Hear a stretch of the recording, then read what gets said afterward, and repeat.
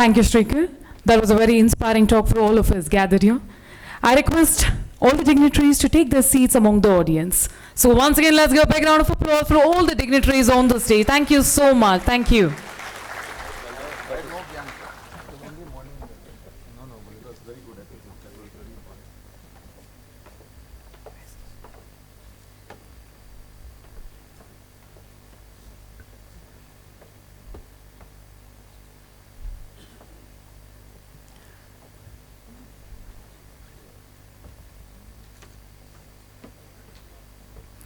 All right, with that, it's time for us to move on to the first session of the day. So, well, ladies and gentlemen, boys and girls, morning session includes evolving engineering education in the AI era and CET counseling.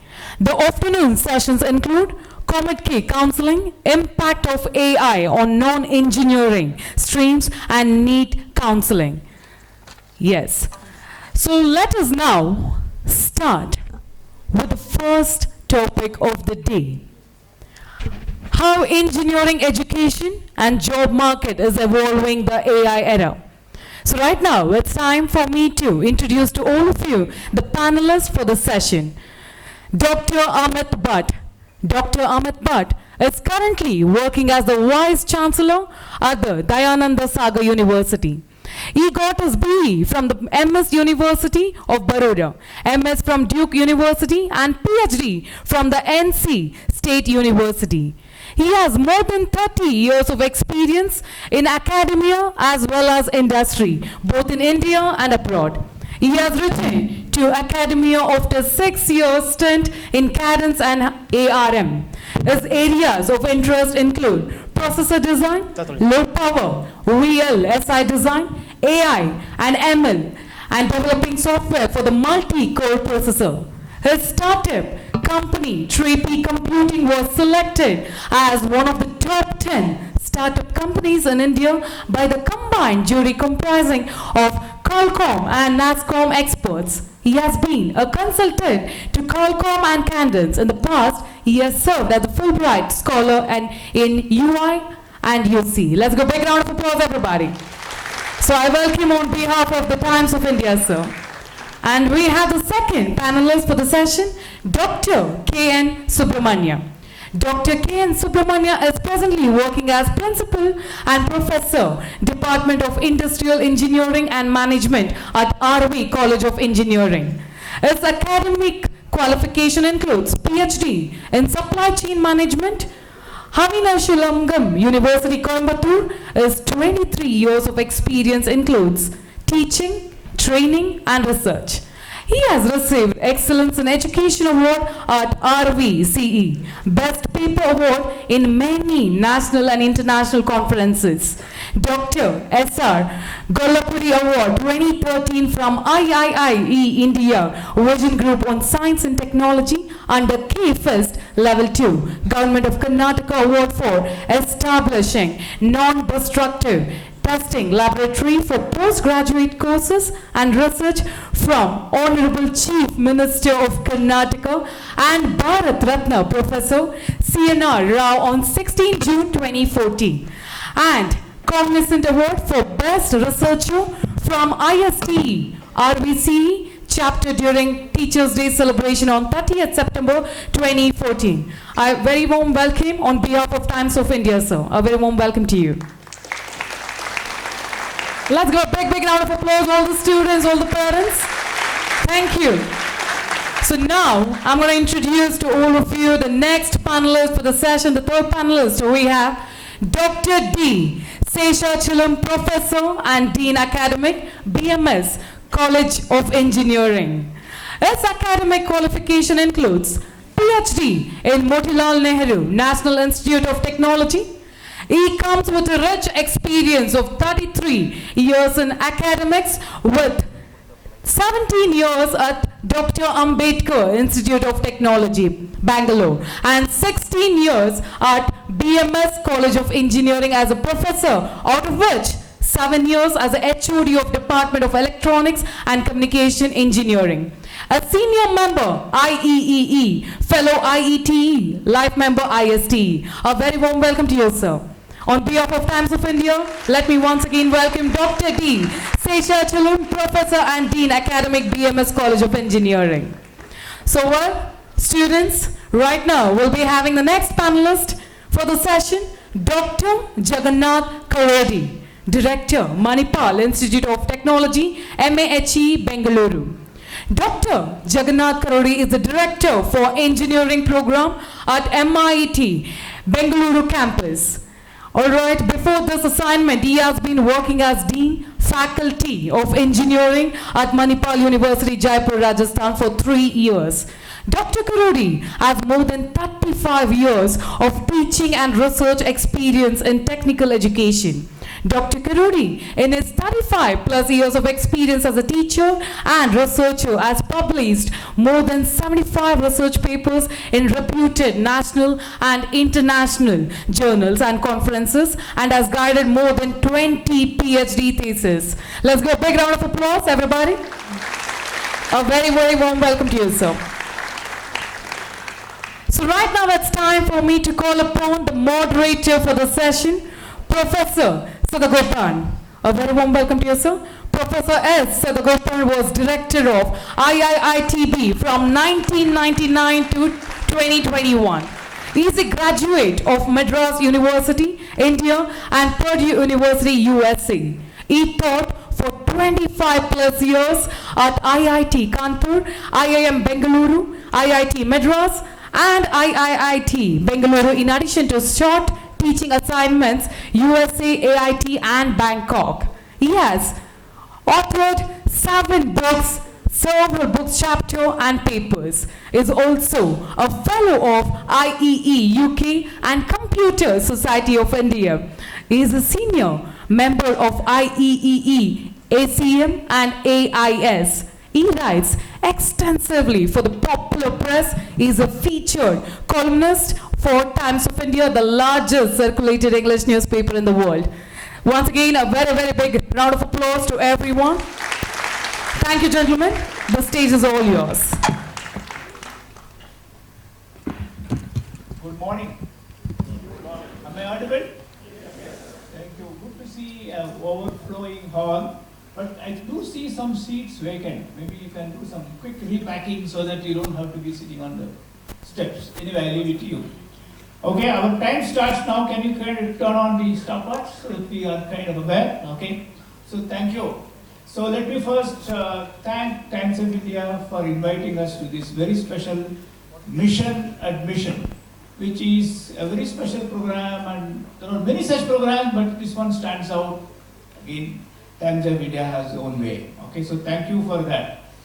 And today we are kind of assembled to kind of listen to 4 experts. So I am primarily a bellman to ensure that things happen and start on time and finish on time. Okay? But what is important is this. Even before I start, I want to assure all of you, the students and the parents, I do find a lot of tension. Okay? First, take the tension and throw it away through the window. We are exciting time. The jobs, whatever you listen to them, it is fine. If you don't listen to them, it is still fine. Whatever decision you are planning to make until today, you want to change, it's still fine. There are jobs for engineers, jobs for non-engineers, jobs for technology. If technology you like, or you like Mr. Sagar, you like humanities, it's still fine. So jobs are plenty. So first and foremost, I want you to be assured of that. So take that worry element out. Okay. So what is that? We have the next 45 minutes. So we will kind of get a chance to listen to all of them. And I have requested all of them to ensure that there is at least 15 minutes time left for you to ask questions. And these days we talk of what is called prompt engineering. You know what prompt engineering means? It's actually going back to Upanishad days. Ask some pointed, short questions. So unfortunately in this country we have a problem. Anyone who holds a mic starts with a Ramayana. Okay, so don't do that. So have your questions written up as the speakers are speaking, and I would put a limit, not more than 20 words, and you should at least have about 6 questions for them in those 15 minutes. So ensure that it is done. Okay, so my job is simple, so I have to do only 3 minutes. So one is in tradition we say Kala, Desha and Vartamana. This roughly translate to time, place and context. And I think this is a brilliant day. Let me start with the day. And to do this workshop 5 days after ChatGPT 4.0 was launched is brilliant, right? I think Times of India guys seem to have some special hand. Give them a big hand. In fact, Times of India even did one more step. On 15, they started a new page. How many of you read Times of India? Oh, good number. That's good, because these days nobody reads newspaper, but I'm glad that people are reading newspapers, okay? And they started a new column called Techies, AI for Techies. So they always had time techies, now AI for techies. Second thing is place. What can be a better place than the Indian Institute of Science? Okay, so you are sitting in the number 1 in the country and practically in the top 10 in the whole world. Last but not the least is the context. Because the context is engineering, jobs and AI. I think it's the whole world is excited, and obviously we are excited and you are excited, and there will be confusion. But I just thought that, being the old man around, I have the advantage of kind of looking at it from a distance. So I will take these 2 minutes. So I will just kind of quickly say that, every 15, 16, 17 years, something happens. Okay? And then if you put it together, you actually see a pattern. So 64, 65, 66, around that time, something called operating systems really matured on a machine called IBM 360 and the OS called OS 360. What OS 360 did was an ability to abstract hardware through software. So to give an example, there is something called a device driver. So you don't need a device, but with a device driver you can do everything else. When you connect the printer exactly works the way you had planned it to work. So that was 64, 65, 66. That actually started the computer revolution, changed IBM, changed IT, etc. But around 81, something happened. Something called PC happened. And you all remember the person by name Bill Gates who made a statement, a desktop on every desk. And people made a fun out of it. Who wants a desktop on a desk? So that was the question people asked. Some 30, 40 years later today, every desk not only has one desktop, maybe multiple desktops. And you have, you have laptops. Did I use the audio?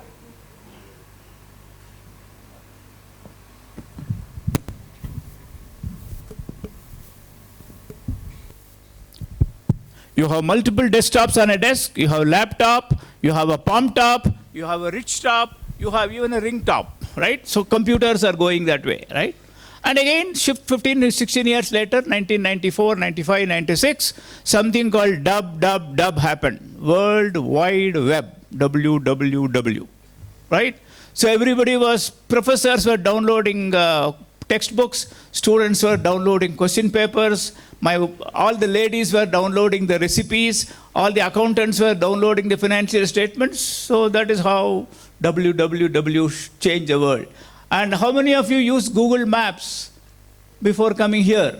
Okay, how did you do it? One is because of WWW. Second one is something called smartphone. 2007, July 27th, something called iPhone was launched, and that changed.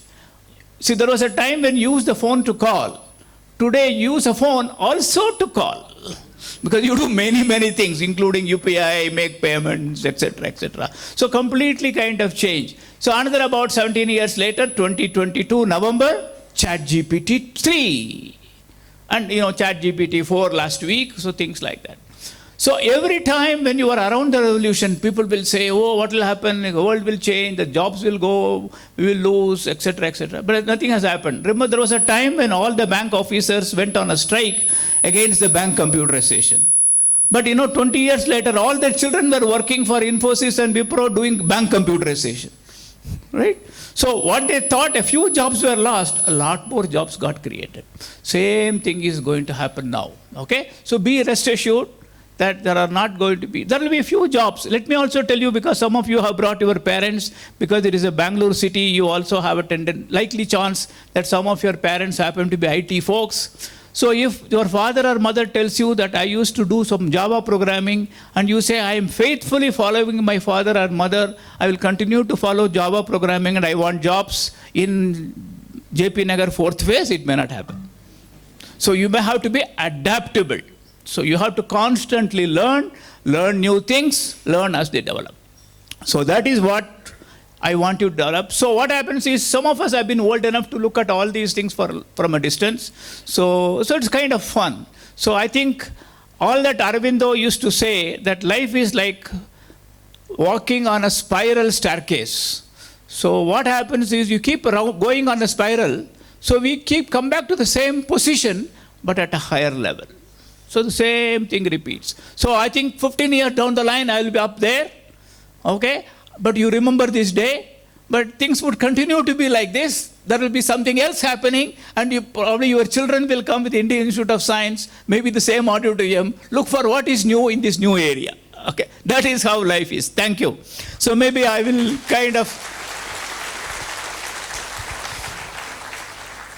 I will start with Professor Amit, but kind of sharing his comments, okay, over the next about 5 to 7 minutes. Over to you, sir. Thank you very much, Dr. Sadagopan, and welcome to all students, parents, and my friends from Times of India Group. It's a great privilege to talk to young minds, who are just waiting to go and do new things. They say, there is a Chinese proverb that may you live in an interesting time. And time cannot be more interesting than this.